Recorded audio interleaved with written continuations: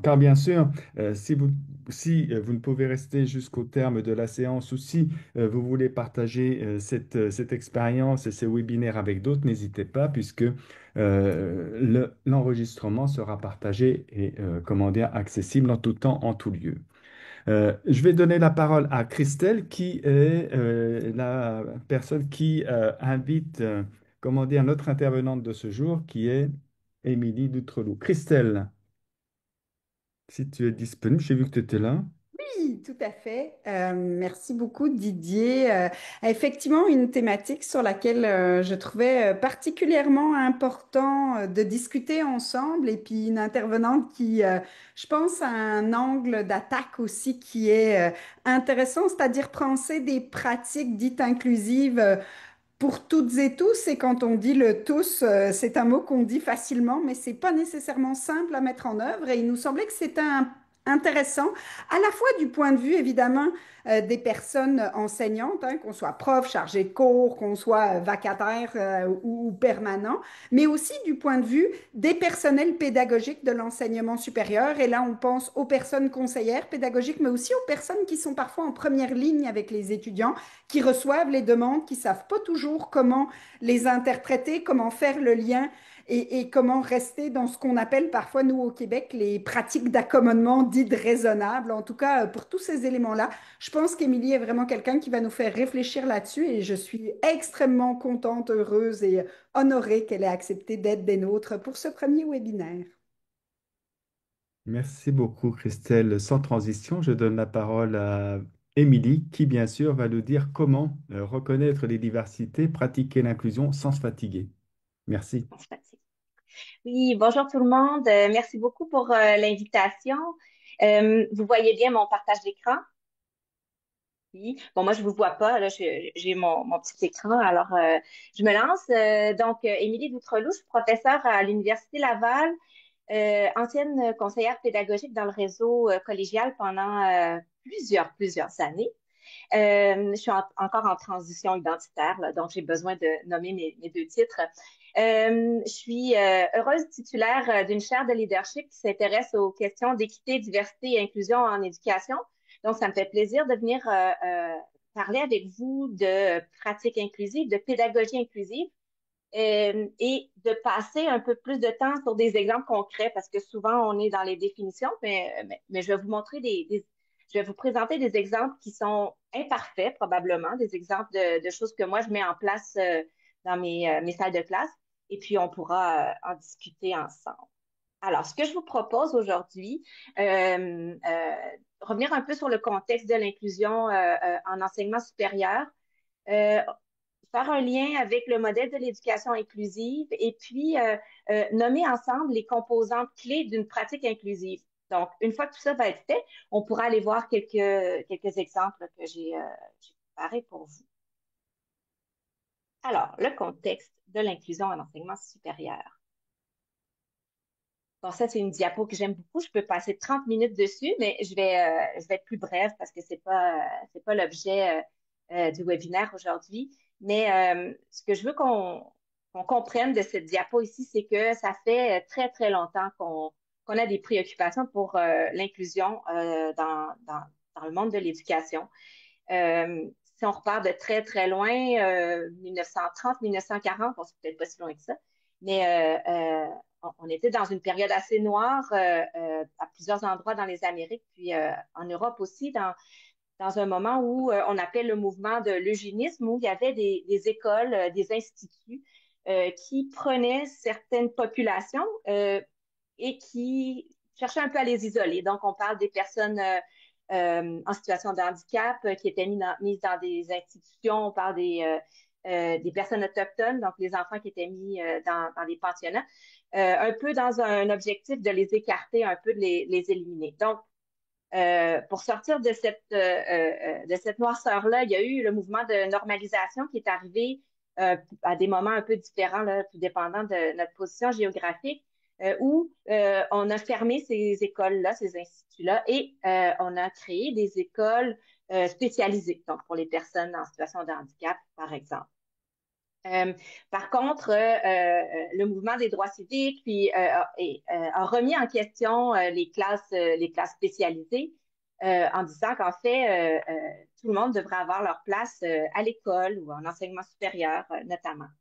Et ce qui tranquillement nous a amené là, dans les années 2000 à un mouvement de l'inclusion, qui était un mouvement qui était, qu'on dit qui était plus, je ne veux pas dire un mouvement qui était plus inclusif, mais rassembleur, voilà. Qui était plus rassembleur, qui rassemblait plusieurs préoccupations, les mouvements antiracistes, interculturalistes, féministes, les droits civiques. Donc, dans le mouvement de l'inclusion, on y trouvait chacune notre compte. Et ben, l'UNESCO a joué un grand rôle là, en mettant à plat les principes directeurs pour l'éducation inclusive. Bon, un petit peu après, il y a un autre mouvement qu'on va moins parler aujourd'hui, le mouvement de l'équité, la diversité, l'inclusion qui a, qui a fait son entrée donc à à des endroits différents, en gouvernance, en recherche, tranquillement, en pédagogie aussi, mais vraiment à des échelles variables là, d'un pays à un autre.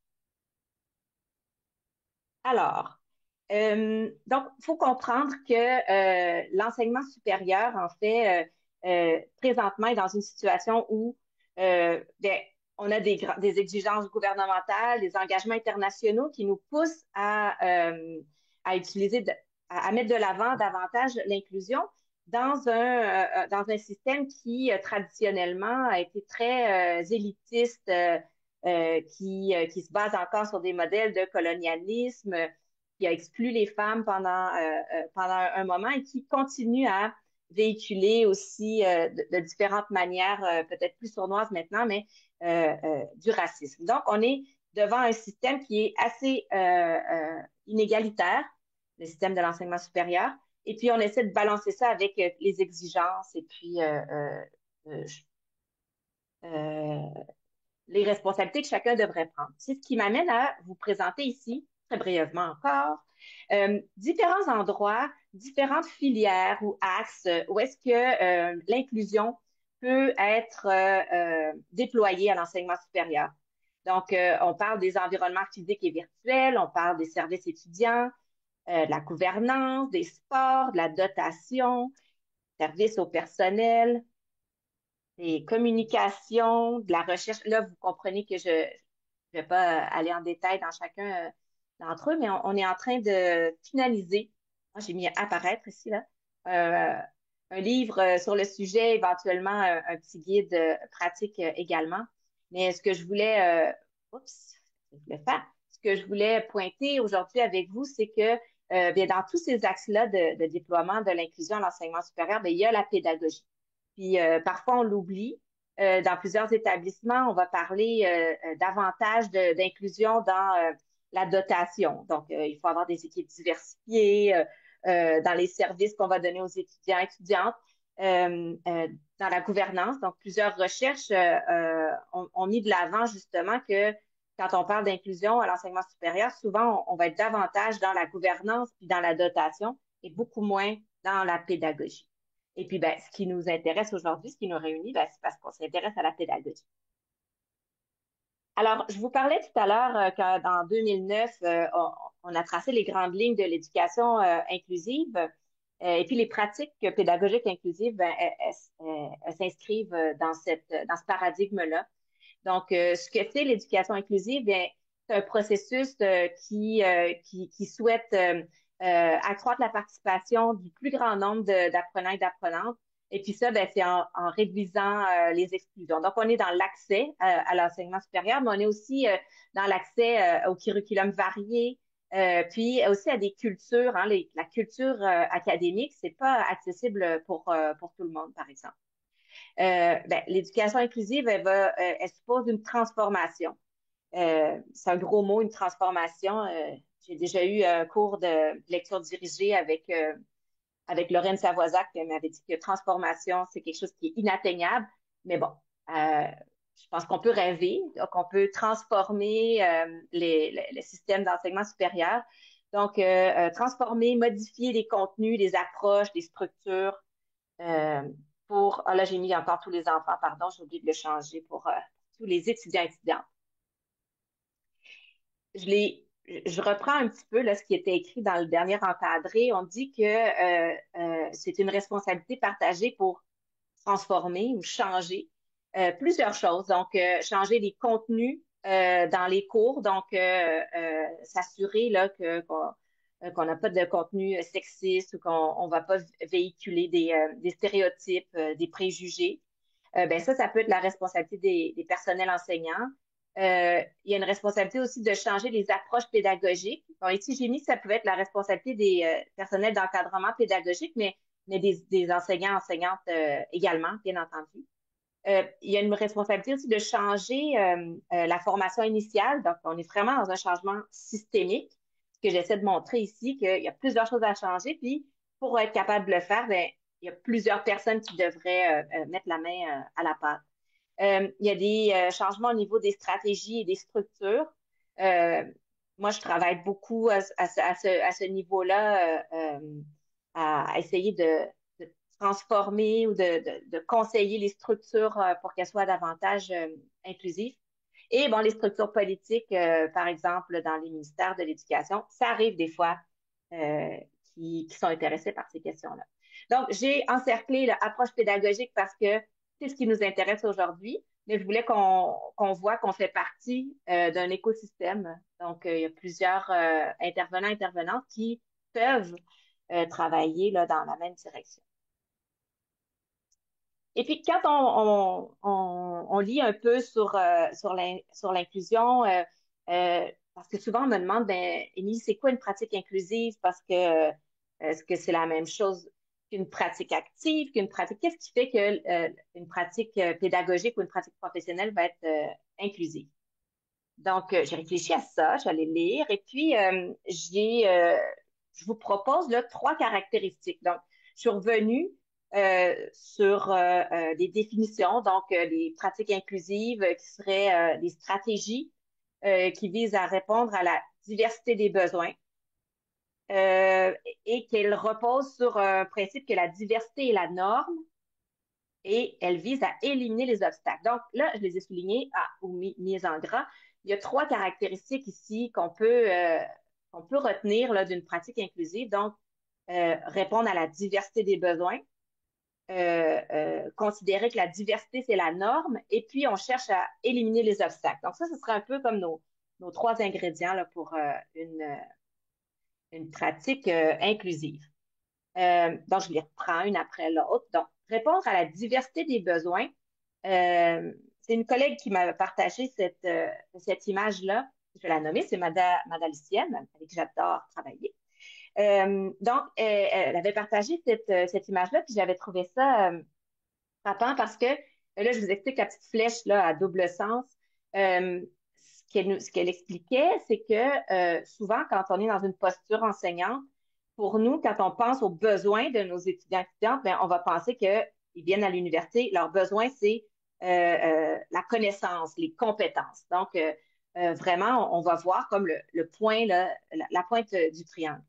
Tandis que quand on vérifie auprès des étudiants et étudiantes, bien, pour être capable d'être à un niveau d'apprentissage puis de développement de compétences, mais il y a d'autres besoins qui sont encore plus importants, comme par exemple le besoin de sécurité, donc de se sentir que à l'université, ou au collégial, je suis à ma place, de signifiance, donc ça a du sens ce que je suis en train de faire, qu'on me propose aussi des tâches qui ont du sens.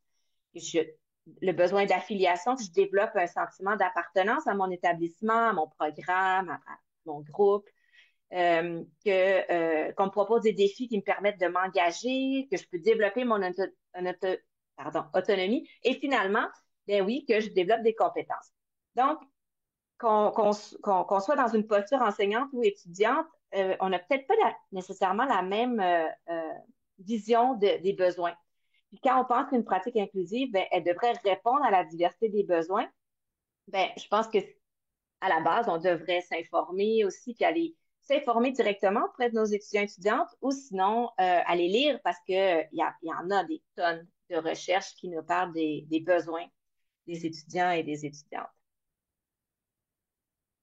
Bon. Alors, je vais continuer avec une deuxième caractéristique. Une pratique inclusive, ben, elle devrait éliminer les obstacles à l'apprentissage. Elle souhaite ou elle cherche à éliminer les obstacles à l'apprentissage. J'ai recensé là, quelques obstacles à l'apprentissage. Par exemple, des obstacles, bon, ça nous parle plus, pédagogiques. Hein, il peut y avoir des méthodes d'enseignement puis d'évaluation qui sont inadaptées, qui sont peut-être plus rigides, linéaires ou euh, qui reproduisent un modèle qui nous convient comme enseignant-enseignante, mais qui n'est pas nécessairement un modèle qui convient nécessairement aux étudiants qui sont devant nous, aux étudiants. Il y a aussi des obstacles socio-économiques et culturels qu'il faut prendre en compte, même si des fois on n'a pas d'emprise là-dessus, mais il faut en être conscient.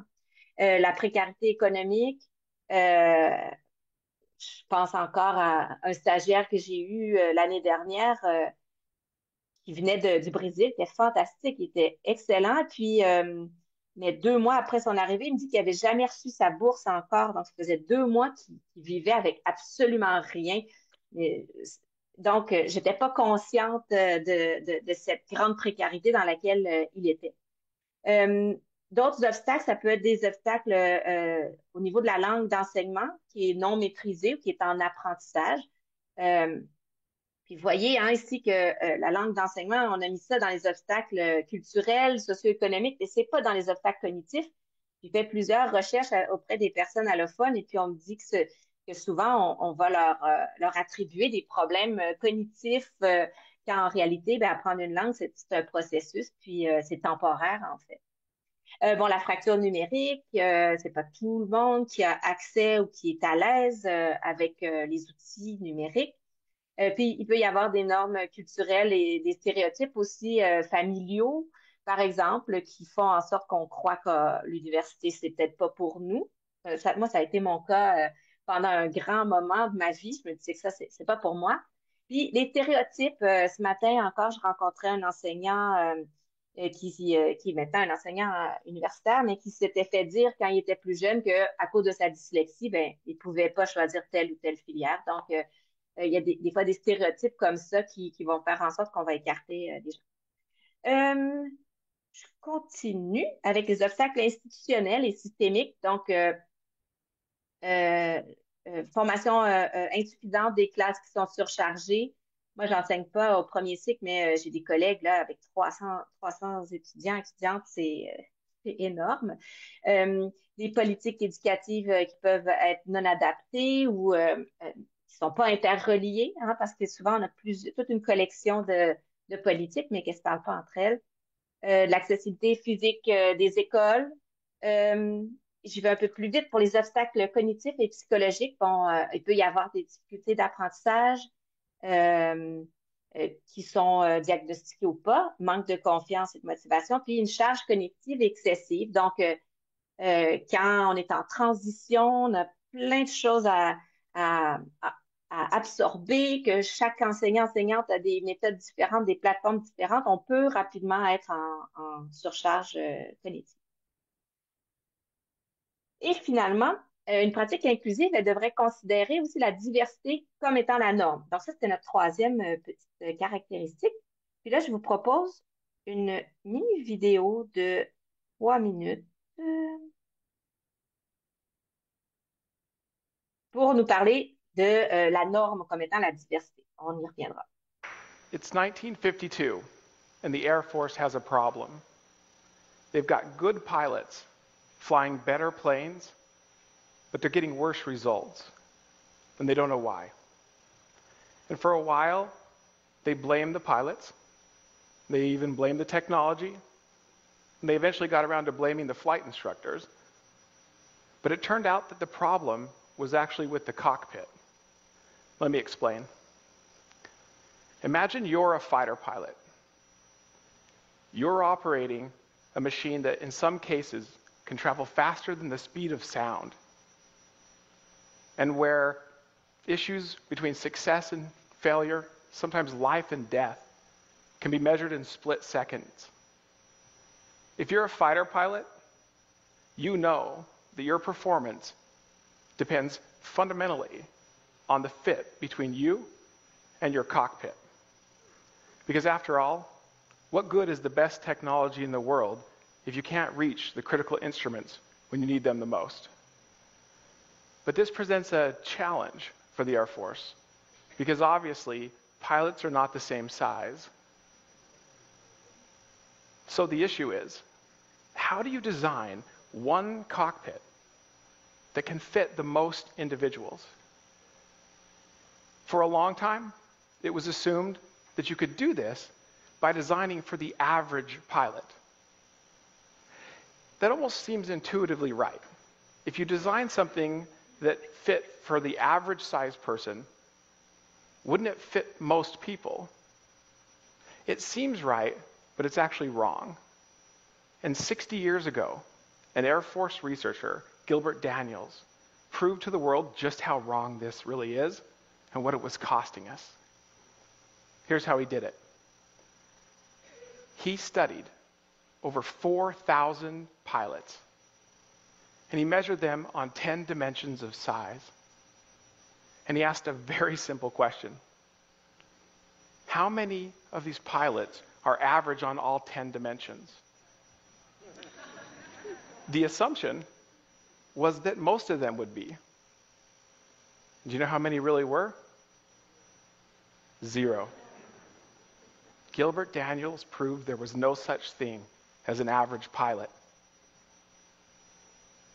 Instead, what he found was that every single pilot had what we call a jagged size profile, right? It means no one's at the same on every dimension. And this makes sense. Just because you're the tallest person doesn't mean you're the heaviest. It doesn't mean you have the broadest shoulders or the longest torso. But this is tricky because if every pilot has a jagged size profile and you design a cockpit on average, you've literally designed it for nobody. So the Air Force realized they had a problem. And their response was bold. They banned the average. Meaning that moving forward, they refused to buy fighter jets where the cockpit was designed for an average-sized pilot. And instead, they demanded that the companies who built these planes design them to the edges of dimensions of size. Meaning that rather than design for, say, the average height, they wanted a cockpit that could accommodate as close to the shortest pilot and the tallest pilot as the technology would allow. Now, the companies that made these planes, as you could imagine, weren't happy, right? They argued. Bon, je vais pas aller plus loin dans cette vidéo, mais en fait, ce qu'on comprend, ben, vous avez bien compris là, que on peut faire un lien entre la, la, la, comment on dit, le pilote moyen et l'étudiant moyen, hein, parce que très souvent, on va faire un design où on a ce réflexe-là de préparer la classe pour l'étudiant moyen. Mais en réalité, existe-t-il ou existe-t-elle cette étudiante moyenne-là?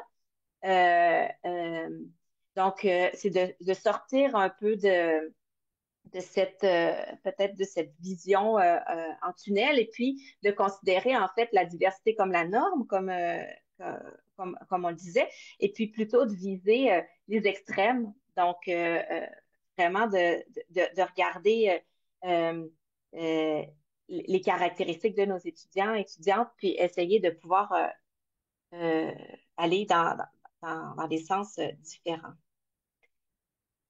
Donc, ben, maintenant qu'on a vu quelques caractéristiques là, de pratiques pédagogiques inclusives, encore une fois, je pense que ça serait impossible là, d'être capable de trouver la pratique qui fonctionne pour tout le monde, qui élimine tous les obstacles qu'on a vus, et puis qui pourrait vraiment transformer notre système. Mais j'ai des suggestions là, que je pourrais partager avec vous euh, d'approches pédagogiques qui pourraient, à un certain niveau, répondre là, à nos trois caractéristiques qu'on vient de réviser ensemble. Donc, je vais regarder avec vous l'approche de la reconnaissance de la diversité, une approche de la conception universelle de l'apprentissage. Ben, je ne vais pas la regarder en détail, on pourrait en parler pendant 3 heures de ça. Une suggestion d'utilisation de l'approche appréciative. Puis, si on a le temps, on pourra parler de l'approche de l'apprentissage coopératif également. Alors, l'approche de la reconnaissance de la diversité, en fait, c'est... et puis, à chaque fois, je vais vous parler de l'approche, puis je vais vous donner un exemple plus pratique. Donc, la reconnaissance de la diversité, ben, ça implique de reconnaître les identités des personnes, mais pas juste leur identité, les systèmes aussi de pouvoir et d'oppression là, qui peuvent s'y rattacher. Quand on est dans une approche comme ça de reconnaissance de la diversité, souvent, on va être plutôt dans une approche catégorielle. Donc, on va considérer que les étudiants et étudiantes qui ont les mêmes caractéristiques ben, pourraient avoir des défis semblables et puis, donc, il pourrait avoir des interventions qui sont similaires. Donc, il y a plusieurs manières de voir la diversité, là, catégorielle, contextuelle, sociale, mais là-dedans, on est plus dans le catégoriel. Mais, encore une fois, c'est pas la meilleure manière de voir la diversité, mais c'est souvent la première, c'est celle qui nous ouvre les yeux sur la diversité des besoins. Donc, je vous donne un exemple. Moi, dans mes cours, je fais systématiquement un sondage anonyme en début de classe. Bon, je commence pas par cette question-là. J'ai toute une série de questions sur dans quel programme vous étudiez, comment est-ce que vous apprenez le mieux, etc. Et j'arrive tranquillement là, à des questions plus sur la diversité. Puis ça me permet en même temps, puisque la plupart de mes cours parlent un peu de diversité, ben, d'approcher un peu les contenus. Mais donc, c'est un sondage qui se fait sur Booklap. Je fais ça en ligne. Les gens répondent s'ils veulent, répondent pas s'ils veulent pas. Et puis, on peut voir là, les bandeaux augmenter, diminuer. Puis ça nous donne une idée de qui est dans la classe. Donc, puis pour la reconnaissance de la diversité, bien, si on pense que une population étudiante a des besoins et des caractéristiques communes, mais ça peut être intéressant de savoir qui est là. Par exemple, les personnes étudiantes de première génération, euh, il y a de la littérature là-dessus. On sait que les personnes étudiantes de première génération vont avoir certains défis, souvent des défis au niveau de l'accès, tout ce qui est administratif à l'université. Ils vont moins connaître les codes parce qu'ils sont moins accompagnés aussi. Donc, par exemple, ben, moi, si je sais que j'ai plusieurs personnes étudiantes de première génération, mais je vais rappeler les dates limites d'annulation des cours. Je vais vraiment m'organiser pour bien expliquer comment fonctionnent les portails. On sait aussi que ces personnes-là, elles sont très, très débrouillardes. Elles ont plusieurs caractéristiques en commun comme ça. Il peut y avoir des personnes avec des difficultés d'apprentissage qui ont un diagnostic ou pas. Puis, mais au Québec, c'est un problème d'avoir des diagnostics parfois, ce qui fait que ça peut causer vraiment beaucoup d'inégalités entre les gens qui ont les moyens de se payer un diagnostic et ceux qui n'en ont pas. Mais les personnes qui ont des difficultés d'apprentissage, habituellement, elles le savent. Si elles ont un diagnostic ou pas, elles savent qu'elles ont des difficultés, puis elles peuvent l'exprimer. Parce que ça génère beaucoup d'angoisse, commencer un nouveau cours, puis se demander si on va être capable, puis si la personne enseignante, elle va être conciliante. Bon. Donc, de poser ces questions-là, ça permet aux personnes de pouvoir déposer là, ces préoccupations-là. Il peut y avoir des personnes qui vivent avec un handicap. Puis là, ici, on inclut des situations de santé mentale telles que dernièrement, je pense que ça fait quelques années qu'on a ajouté là, à la liste des situations de santé mentale l'anxiété. Et puis, on sait que l'anxiété à l'enseignement supérieur, c'est un mal qui frappe très durement les étudiants et étudiantes. Donc, de reconnaître ça, de savoir s'il y a des gens qui sont anxieux, ben, ça va faire en sorte que on va essayer d'avoir un plan qui est le plus détaillé possible, de savoir qu'est-ce qui s'en vient, déjà les évaluations sont planifiées, déjà il y a des instructions, les clés d'évaluation, donc ça permet vraiment de diminuer l'anxiété, par exemple. Bon, il y a des personnes qui ont des responsabilités familiales, qui ont des enfants ou qui s'occupent d'un proche. Mais ça fait en sorte que pour ces personnes-là, ça peut être plus difficile de faire des travaux d'équipe à l'extérieur des heures de cours. Je sais que des fois, on pense que c'est plus facile pour nous d'évaluer en groupe comme ça plutôt qu'individuellement, mais ça pose des réels problèmes là, pour les gens qui ont des responsabilités familiales. Il peut y avoir des personnes qui sont issues de l'immigration ou des personnes étudiantes de l'international. Dans ce cas-là, ben, faut vraiment être conscient de tous les implicites culturels qu'on pourrait véhiculer. Donc, tant sur le système d'éducation ici au Québec ou en France, peu importe où est-ce que vous êtes, que sur des expressions ou des manières de faire. Donc, être davantage explicite pour être plus accessible. Il peut y avoir des personnes dont le français n'est pas la première langue. Dans ce cas-là, bien, on va essayer de diversifier le matériel, puis d'avoir d'enregistrer les cours, par exemple. Il peut y avoir des personnes autochtones, inuits ou métisses, puis ben, moi, j'aime bien le savoir.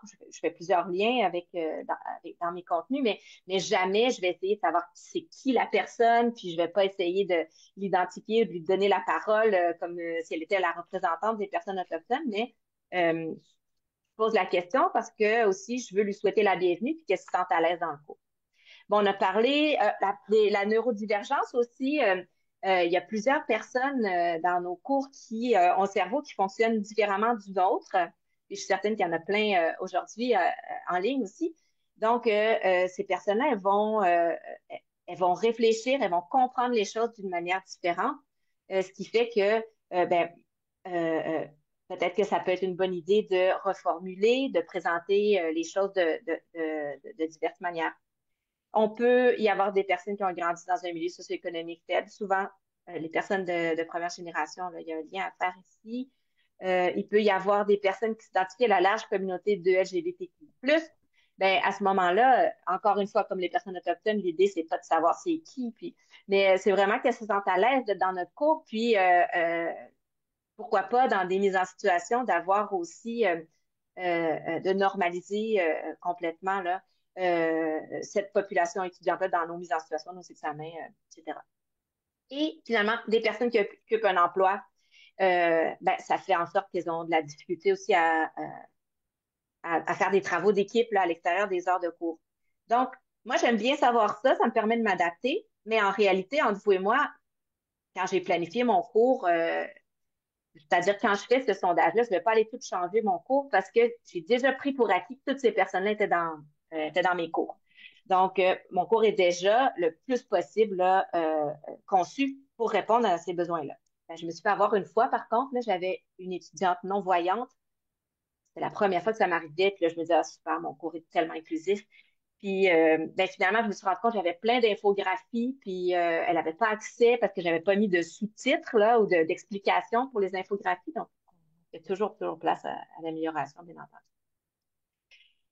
Ben, toujours dans considérer la diversité, il y a cette image aussi qui nous fait la différence entre l'égalité et l'équité.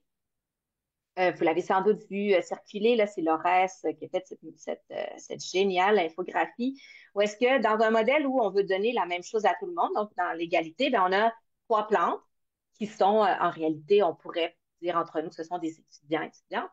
Donc, on a 3 plantes qu'on a mis dans un pot identique et qu'on donne la même quantité de soleil et d'eau. Ben, on peut voir que ben, il y en a qui sont chancelantes, il y en a qui peuvent grandir quand même. Tandis que sur l'autre image, de celle de l'équité, ben, on peut voir qu'il y a un pot qui a été adapté aux besoins de la personne et que la quantité d'eau et de soleil, ben, elle varie d'une plante à une autre. Donc, quand on est dans un modèle comme ça, si on revient à l'éducation, ben, on est peut-être plus dans un modèle de différenciation pédagogique, où est-ce qu'on va offrir des choses différentes. Mais en réalité, c'est vraiment compliqué de connaître tous nos étudiants et étudiantes, puis de leur offrir à tout le monde ce dont ils ont besoin. Mais ce que j'aime bien, c'est que travailler à l'enseignement supérieur, on travaille avec des apprenants-apprenantes. C'est pas la première fois là, qu'ils sont dans une salle de classe et ils savent quels sont leurs besoins. Donc, l'idée, c'est de leur offrir ce que j'appelle souvent, moi, c'est un buffet, donc de préparer une panoplie d'opportunités, de choix, et puis eux vont aller choisir là, leur peau, puis leur ensoleillement, etc. Donc, on est toujours là dans la considération de la diversité. Alors, j'arrive à un deuxième exemple, celui de la conception universelle de l'apprentissage. Donc, c'est une approche, c'est vraiment un cadre fabuleux là, sur lequel on peut bâtir, puis on peut réfléchir à toutes sortes de choses, autant au niveau des environnements que des communications, que vraiment une panoplie de choses. Mais souvent, quand je parle avec des enseignants-enseignantes, qui, on me dit que comment dire, ça fait peur tellement tellement c'est détaillé, puis tellement il y a de choses qu'on peut mettre en place si on veut tendre vers la conception universelle de l'apprentissage. Donc, moi, ce que je dirais, c'est que on peut s'en tenir à quelques aspects. Puis, ce que je vous propose, c'est de regarder juste là si on s'intéressait à l'accès, donc celui que j'ai encerclé en orange. Donc, comment est-ce qu'on peut concevoir plusieurs modes d'engagement, mais au niveau de l'accès, la représentation au niveau de l'accès, puis les modes d'action et d'expression. Puis, ce que je propose, c'est de voir comment euh, on peut offrir des choix pour la remise des travaux. Donc, en se basant sur la conception universelle, euh, seulement là, sur l'étage d'accès, mais comment est-ce qu'on pourrait faire en sorte de varier la remise de nos travaux? Par exemple, au niveau de concevoir plusieurs modes d'engagement, ben, on dit optimiser les choix et l'autonomie, optimiser la pertinence. Ben, moi, ce que je fais dans mes cours, c'est que je vais encourager la créativité. Donc, je vais donner des exemples de travaux. Je vais offrir des tutoriels aussi s'ils veulent essayer quelque chose de nouveau. Je vais avoir un calendrier, j'ai mis généreux, mais c'est-à-dire que je vais leur laisser le temps là, d'expérimenter puis de trouver le mode de remise de travail qu'ils aimeraient choisir.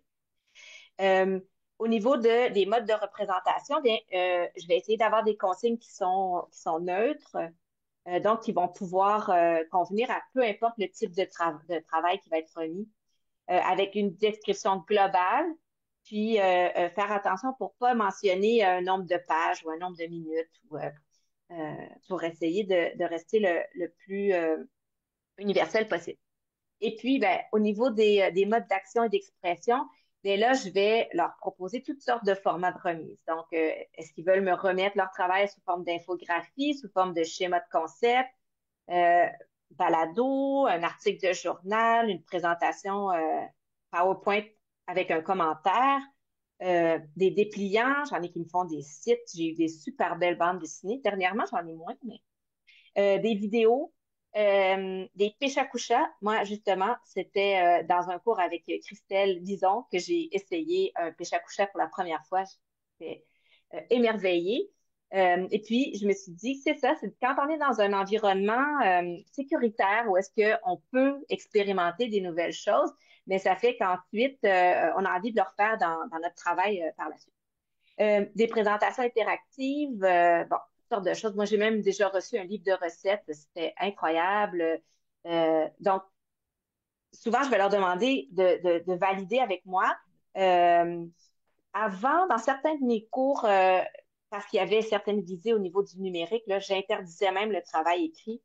Mais maintenant, là, je le permets. Je sais que pour certaines personnes, ça provoque beaucoup d'anxiété. Mais pour d'autres, justement, j'ai reçu des commentaires comme ah, mais à l'écrit, je me suis toujours sentie un peu plus restreinte. Puis là, de pouvoir t'expliquer les choses oralement, vraiment, je sens que j'ai vraiment pu te démontrer davantage comment j'avais compris les choses, euh, euh, de pouvoir user la créativité, puis faire des infographies, des schémas de concept, tout ça. Quand j'ai commencé à utiliser ça, ben, l'intelligence artificielle n'était pas aussi développée.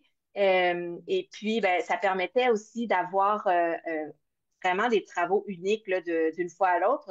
Sinon, je me serais rendu compte là, s'il y avait du plagiat parce que chaque travaux était vraiment différent. Ah oui, puis un autre commentaire, j'ai déjà reçu là-dessus, j'ai un étudiant qui me disait que lui, il a toujours été en retard dans ses travaux, mais que là, cette fois-là, il était toujours, il remettait son travail 2 semaines d'avance parce qu'il avait trop de plaisir à le faire. Donc, ben, c'est des commentaires comme ça là, qui font du bien. Ça, c'est un exemple de grille que j'utilise. Donc, il n'y a pas de mention là, de nombre de pages. Ça reste assez général, mais avec ça, je suis capable d'évaluer tous les types de travaux.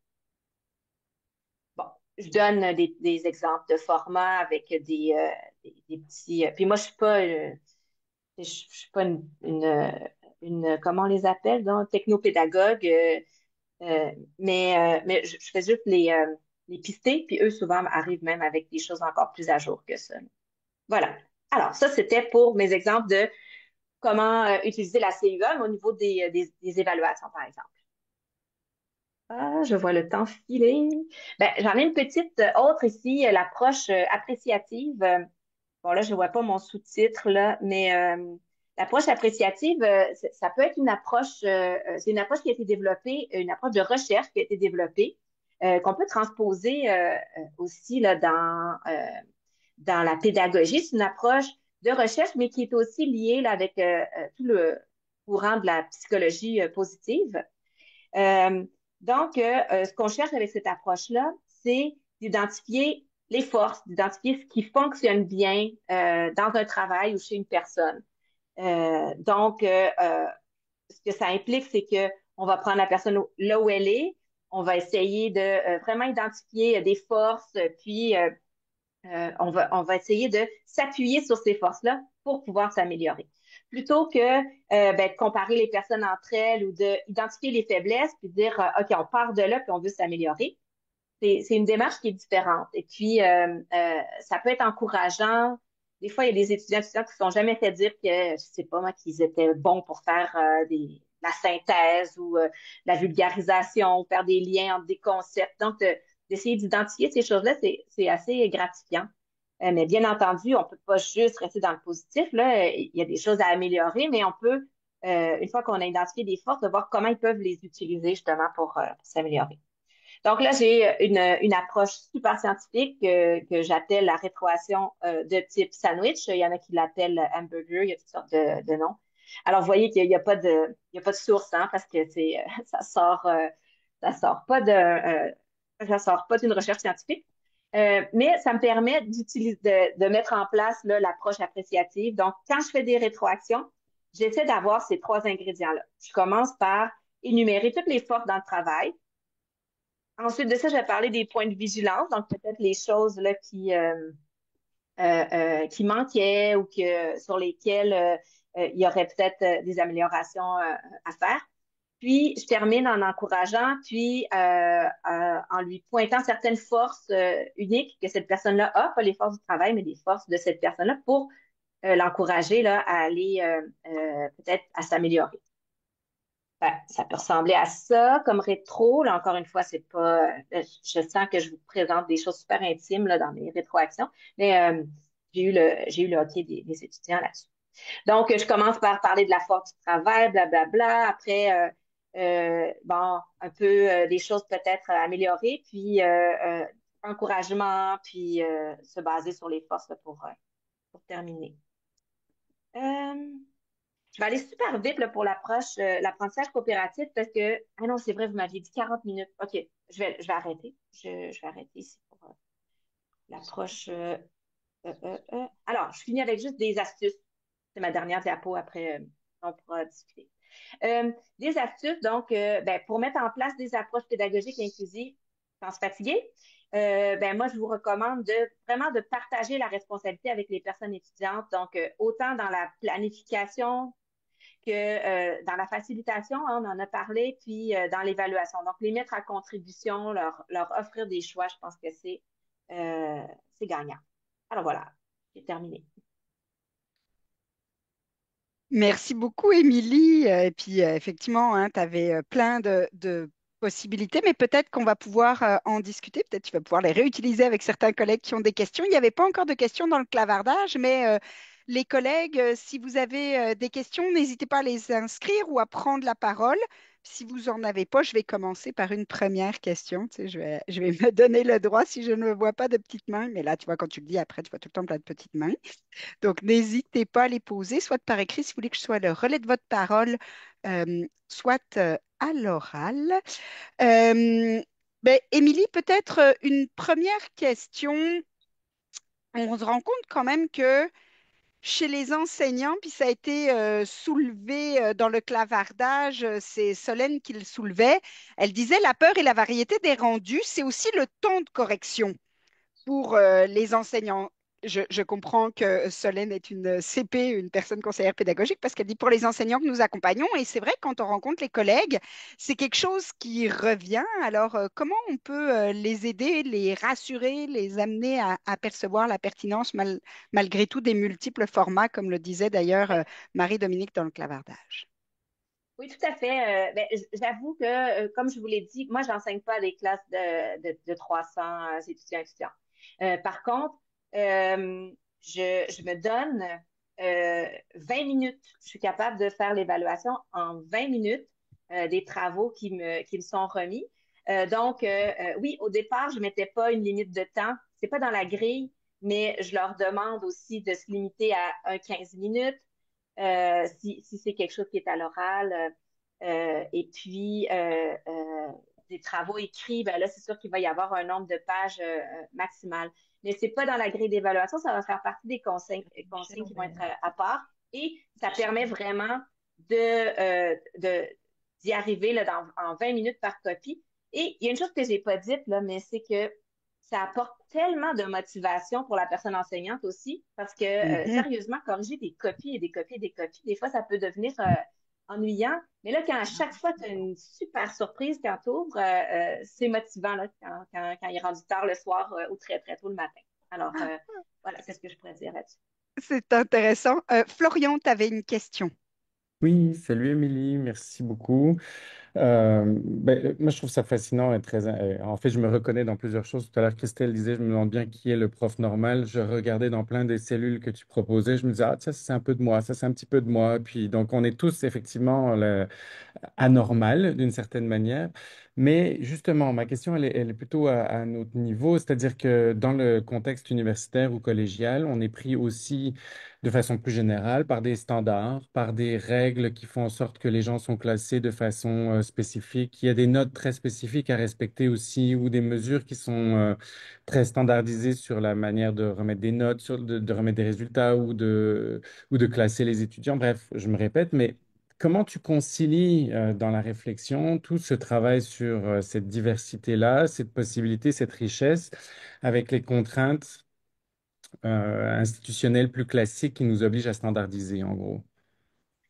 Mais, je dirais que des fois, nous-mêmes, on est dans cette reproduction-là parce que là, je pense qu'on parle encore des évaluations, Florian, là, donc comment on peut Ben, parce que marquer. c'est malheureusement, oui, ben c'est ça, c'est en fait Ouais. c'est malheureusement ce qui nous contraint, qui nous empêche aussi d'être plus Mhm. créatifs dans des approches pédagogiques originales, qui soient inclusives idéalement. Mais dès qu'on sort un peu, je dirais, des standards classiques, des formats Mhm. classiques de cours ou d'évaluation, parce que c'est aussi la forme des cours, hein. On peut pas faire un peu n'importe quoi. On est au Québec en particulier, on est pris Bien sur sûr. un trimestre souvent avec 3 heures par semaine pendant 15 semaines. Tu sais, il y a toute une structure qui est tellement cadrée, qui est très difficile en fait de Ben, laquelle il est difficile de sortir. bon, là, j'ai déjà assisté à tes cours, Florian. Je pense que tu t'en tires très Ben bien, oui, là. si, On je me n'est souviens pas, très bien. Ouais, c'est pas très cadré. Mais ce que je dirais là-dessus, c'est que je pense que des fois, on reproduit ces cadres-là où on s'en met un petit peu trop sur les épaules sur le cadre classique, parce qu'en réalité, si on parle des évaluations, c'est nous qui déterminons aussi les critères sur lesquels on va évaluer, qui sont en lien avec les objectifs de notre cours. Donc, si notre ouais. cours a pour objectif de développer l'écriture scientifique, bien sûr, je vais devoir avoir un travail qui permet à l'étudiant, à l'étudiante de me démontrer qu'il a développé l'écriture scientifique. Mais par contre, si mon cours, c'est de développer un esprit critique sur telle question, mais il y a plein de manières de me le démontrer. Donc, oui, on a des cadres, mais nos cadres sont d'établir des objectifs, d'avoir nos critères pour être capable d'aller voir s'ils les ont remplis. Euh, et c'est important d'évaluer ce qui a été annoncé, puis pas toutes sortes d'autres choses qu'on se dit que mais c'est important à l'université d'apprendre l'écriture scientifique, par exemple, ou autre chose, mais chaque chose en son temps. Par contre, j'aimerais très bien, moi, réfléchir avec vous tous sur comment faire des encadrements au doctorat qui seraient un peu moins classiques, parce que ça reste, là, Florian, comme tu le disais, il y a un cadre beaucoup plus rigide là, Mm. sur le rendu qu'on a à faire à la maîtrise puis au doctorat. Merci. Émilie, il y avait une petite demande dans le clavardage de Marie-Dominique, si tu pouvais nous expliquer en quelques mots ta dernière approche, juste pour continuer à nourrir la réflexion. Tu Puis, n'es même pas obligé de remettre ton PowerPoint si tu veux pas, mais je pense qu'il y avait un élément là qui intéresse là. Et d'ailleurs, Marie-Dominique parle aussi de pratiques alternatives de notation. Puis ça, c'est oui, ben assez oui, bien sûr. intéressant, hein, même la différence entre évaluation et notation, l'évaluation Oui. comme processus, la notation comme finalement annonce du résultat au final du cycle complet, ce qui est souvent mal perçu tant par les Oui. étudiants que par certains de nos collègues. Ah oui, c'est ça, mais vraiment, on aurait beaucoup d'autres approches qu'on pourrait ajouter. Ben, l'apprentissage coopératif, on en parlait beaucoup dans les années 90, puis là, on a mis ça dans nos classeurs. Mais quand on regarde ce que véhicule l'apprentissage coopératif, on peut voir que ça répond à plusieurs caractéristiques d'une pratique pédagogique inclusive, qu'il y a dans cette approche-là, il y a certains principes, l'interdépendance positive entre les membres, donc on va être dans le socio-constructivisme, mais donc dans l'échange, les responsabilités individuelles, la promotion des interactions, le partage d'objectifs communs. Donc, on pourrait décider dans l'apprentissage coopératif de faire, par exemple, vous avez sans doute déjà utilisé cette pratique-là, les groupes d'expertise. Donc, plutôt que les étudiants vont lire 4 textes ou 4 chapitres, ben, il y a un groupe qui lit un chapitre, un groupe qui lit un autre, tout ça, ils deviennent experts. Après ça, on mixe les groupes et ils s'expliquent entre eux, ils deviennent des experts du chapitre d'un et de l'autre. Puis, ben, on sait que expliquer la matière, c'est une des manières là, les plus puissantes aussi pour apprendre. Donc, voilà. Mais l'apprentissage coopératif, c'est vraiment riche. Puis je pense que c'est quelque chose qui gagnerait à être ressorti de nos classeurs en métal des années 90. Il y a un élément que tu soulèves, Émilie, aussi à travers tout ton discours, c'est le fait que on doit prendre en considération, mais pas stigmatiser, hein. Tu disais, je pointe pas les étudiants. Maintenant, on sait quand même qu'il y a des étudiants et dans la diversité en tant que norme que tu soulignes, je pense notamment aux étudiants qui ont un trouble du spectre de l'autisme ou qui s'inscrivent, disons, à l'intérieur du spectre, qui peuvent avoir des difficultés avec certaines pratiques aussi qu'on peut proposer. Et là, j'y pense parce que tu parles du coopératif, pour qui, par exemple, le travail en équipe n'est pas un élément facile. Je comprends aussi que dans ton discours, il y a une idée d'importance de diversité de nos pratiques, même à l'intérieur des pratiques pédagogiques inclusives. Et est-ce que toi, tu es du type, ou est-ce que la recherche nous amène à dire, faudrait-il finalement que les étudiants aient, sans être pointés du doigt, le droit ou l'opportunité de mettre en lumière certaines de leurs caractéristiques? Typiquement, et là je pense à un étudiant que j'ai eu dans un groupe qui a donc un spectre de l'autisme assez prononcé, pour qui les aspects sociaux sont extrêmement complexes. Et on s'est rendu compte que le fait que les autres ne le savaient pas, ils le trouvaient juste weirdo, tu sais, je le dis un peu froidement. Mais quand on a pris la peine de dire, ben, peut-être que tu pourrais expliquer toi ce qui te convient comme mode de fonctionnement, puis pourquoi ça t'arrive de pas dire bonjour quand tu croises les autres dans le couloir. Comment tu te situes, toi, face à ça? Parce que la vie d'une classe ou d'un groupe, c'est pas juste des pratiques pédagogiques, c'est aussi Ben toute oui. cet informel qui circule Ouais. entre les étudiants et entre nous et eux. C'est une très bonne question. Ce que je vous montrais, là, mon petit questionnaire pour identifier les personnes étudiantes, c'est vraiment un prétexte pour créer une relation pédagogique avec eux, avec elles, parce que eux s'ouvrent à moi, mais moi aussi, je vais m'ouvrir à eux, je vais leur expliquer un peu qui je suis, je vais leur donner certains marqueurs identitaires là, que j'ai bien envie de partager avec eux. J'essaie de créer un lien de confiance. Ce que je dirais là-dessus aussi, c'est que la recherche nous a dit que le simple fait de s'intéresser à eux, même si après on change rien dans notre cours, ça a un grand effet là, sur la réussite et la persévérance. Mais pour répondre plus précisément à ta question, ben, je pense qu'une fois que la relation pédagogique elle est établie, on peut inviter les étudiants et étudiantes à nous interpeller à l'extérieur des heures de cours pour nous parler de certaines situations. Puis ça, moi, je leur laisse toujours la porte grande ouverte. Là. À chaque session, il y a quelqu'un qui va accoucher, il y a quelqu'un qui va faire une commotion cérébrale, il y a quelqu'un qui veut me dire, ben pour moi, ça c'est plus compliqué quand tu l'expliques de telle ou telle manière. Puis j'apprends énormément là, des étudiants neurodivergents qui me disent comment ils réfléchissent, puis comment ils apprennent. C'est vraiment intéressant parce que finalement, et je pense que tu le positionnes bien, c'est l'idée du climat de confiance dans lequel on va se situer. Et ça, c'est c'est aussi faisable quand il y a 300 personnes dans la classe que quand il y en a que 10. Ce climat de confiance, c'est aussi cette ouverture sans devenir le psychologue des étudiants. Là, l'idée n'est pas là, mais je trouve que c'est un élément intéressant. Didier, tu avais une question, puis je te laisserai enchaîner pour la conclusion du webinaire, si ça te convient.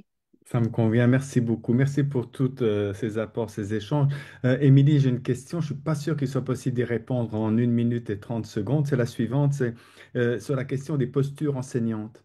C'est-à-dire, à partir de quand, enfin, n'y a-t-il pas une problématique qui est liée aussi à notre acceptation personnelle de la diversité? Bien sûr, Didier, je pense que poser la question, c'est y répondre. Par contre, il y a plusieurs manières de voir la diversité. On peut la voir vraiment de manière catégorielle, comme ça, des catégories, mais on peut la voir sous des angles plus contextuels. Je pense que il faut euh, c'est comme inévitable si on se met à s'intéresser au public qui est devant nous, de constater sa diversité, puis même juste de réfléchir à notre propre diversité, ben, ça nous fait ouvrir les yeux sur le fait que probablement que chaque personne devant moi est aussi unique. Mais Didier, je pense que c'est peut-être des éléments déclencheurs qui vont permettre aux enseignants, Hmm. enseignantes de s'intéresser à ça, mais je pense que tu partages mon opinion, ça devient de plus en plus indispensable, tout ça aussi. Oui, et puis je pense qu'il y aurait tellement de choses à dire que nous arrivons au terme de ce webinaire, au terme de 59 minutes et 30 secondes. Moi, je voulais vraiment, au nom de toute la section IPU Amérique, vous remercier, chers adhérents et adhérentes de la section IPU Amérique, et chers invités et amis des autres sections et du monde entier. Et surtout, merci parce que nous avons été jusqu'à 35 personnes présentes aujourd'hui sur une thématique qui révèle à la fois, bien sûr, la notoriété d'Émilie, et je te remercie d'avoir accepté entre deux voyages, parce que Émilie est en voyage, et puis aussi, comment dire, cet intérêt autour de mais, qu'est-ce qui est en train de se passer actuellement dans l'enseignement supérieur et comment tous ensemble, hein, échanger, discuter, poser des questions, les problématiques, comment dire, qui émergent, que nous ressentons autour de ces transformations, voulues ou non. Et pour nous accompagner collectivement dans la poursuite de cette réflexion, ben, je vous mets tout de suite dans l'espace de partage ben, le prochain webinaire qui aura lieu le 11 novembre sur la question des tuteurs intelligents. Je me permets de mettre aussi, pour mettre à l'agenda, ben, il y aura le colloque, mais il n'y a pas encore le site développé, mais le colloque d'AIPU, d'AIPU international, donc à Mamet au mois de mai, et je vous mets le lien vers le colloque Diversité et réussite de 2026. Je vous remercie, je vous renouvelle nos remerciements pour votre présence et je vous dis à très bientôt. Et vous aurez l'enregistrement bientôt, ainsi qu'un petit questionnaire qui vous sera envoyé par Florie. À bientôt. Merci. De Merci refaire de la radio, beaucoup. Didier. Merci, Émilie. Salut. Merci.